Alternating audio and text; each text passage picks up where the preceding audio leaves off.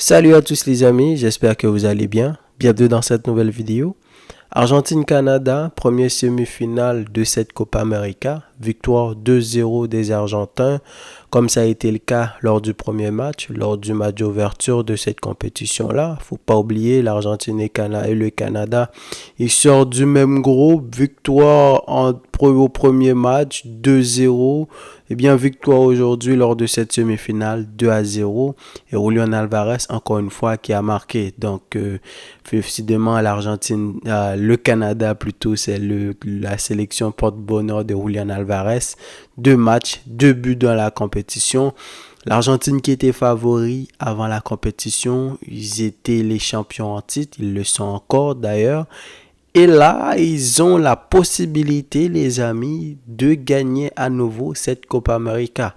Ce serait un truc de malade. L'Argentine qui avait gagné la Copa América en 2021, ils ont joué la finalissima en 2022, juste avant de jouer la Coupe du Monde. Rappelez-vous, ils ont battu l'Italie 3-0.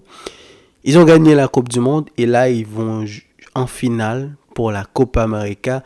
Donc, ils ont la chance de gagner disons, toutes les compétitions qui viennent de jouer, là, les compétitions internationales. Donc, ils en ont joué 4. Même si la finalissima, c'est pas considéré comme une compétition, mais c'est un peu une petite finale. Le vainqueur de la Copa América contre le vainqueur de la Coupe d'Europe. Donc, ils ont quand même battu l'Italie. Et là, si tout se passe comme ça, peut-être qu'on aura un Espagne-Argentine en finalissima, qu'est-ce qui va se passer? Alors, c'est une sorte des prévisions, je me projette un petit peu, mais quand même, l'Argentine est en finale.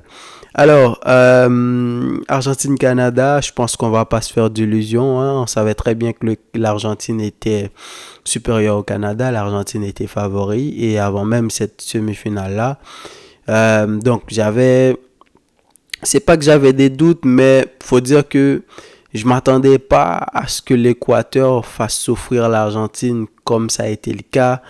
L'Équateur aurait pu gagner ce match-là. Ils ont été supérieurs en quart de finale. Donc, je me suis dit, vu ce que propose cette équipe canadienne et surtout qu'ils ont joué contre l'Argentine, rappelez-vous, au premier match, ça a été quand même compliqué. L'Argentine a dû marquer, je pense, à la deuxième mi-temps. En première période, ça a terminé 0-0. C'était une équipe canadienne dense, une équipe canadienne qui était très solide défensivement. Et je les ai vus contre le Chili, je les ai vus contre le Pérou, je les ai vus contre le Venezuela. Donc quand même, je pense que ce match-là contre l'Équateur a quand même aidé l'Argentine. Et du coup, ils ont pris le Canada au sérieux aujourd'hui. Scaloni qui a fait encore une fois quelques ajustements dans son équipe. Ça arrive presque à tous les matchs maintenant. Il fait quelques petits changements, mais décidément, je veux dire, l'équipe est tellement équilibrée que tu as l'impression quand tu mets quelqu'un d'autre à la place de l'autre, sa doublure, chaque personne a leur doublure en fait. Et tu n'as pas Molina, tu mets Montiel, je vois pas vraiment de différence.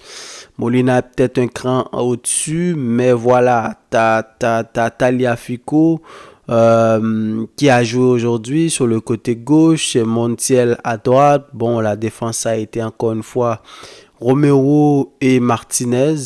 Au milieu de terrain, De Paul, McAllister, Enzo Fernandez. Et en attaque, Julián Alvarez, Lionel Messi et Di Maria. Donc, la première chose, la titularisation de Di Maria aujourd'hui, je pense que ça a un peu libéré Messi, contrairement au match contre l'Équateur. Messi qui était plus ou moins, on a vu un Messi beaucoup plus mobile aujourd'hui, même si au début du match ça a été compliqué. Le Canada, ils se sont créés des occasions très vite dans le match, ils ont été denses. L'Argentine a pris du temps aussi à rentrer dans le match. La plupart des ballons étaient plus dans la défense avec Romero et Martinez, quelquefois pour Tagliafico, De Paul qui reculait un petit peu.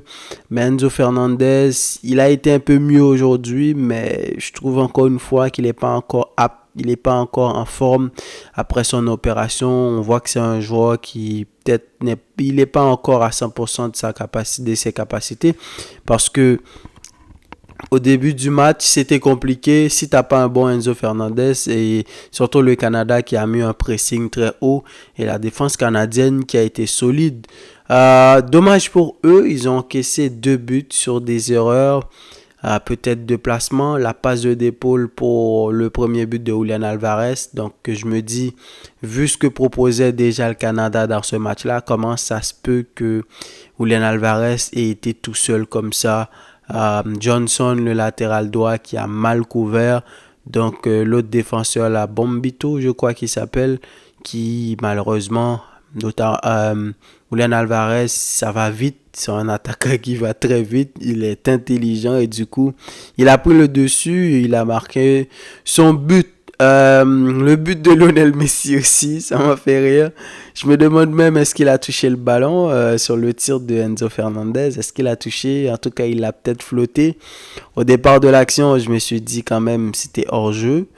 Mais après, on a vu que Messi n'était pas hors jeu. Donc, ils ont vérifié à la VAR. Donc, Messi a marqué son premier but de la compétition. Comme je vous l'ai dit, j'ai trouvé un Messi beaucoup plus mobile que ces derniers temps. C'est une bonne chose parce qu'il y a une finale qui arrive. Donc, une Argentine avec un Messi qui est plus en forme. C'est tant mieux. En attendant, on ne sait pas si ça va être contre la Colombie, contre l'Uruguay, mais peu importe l'adversaire, ça va être super compliqué. C'est quand même deux.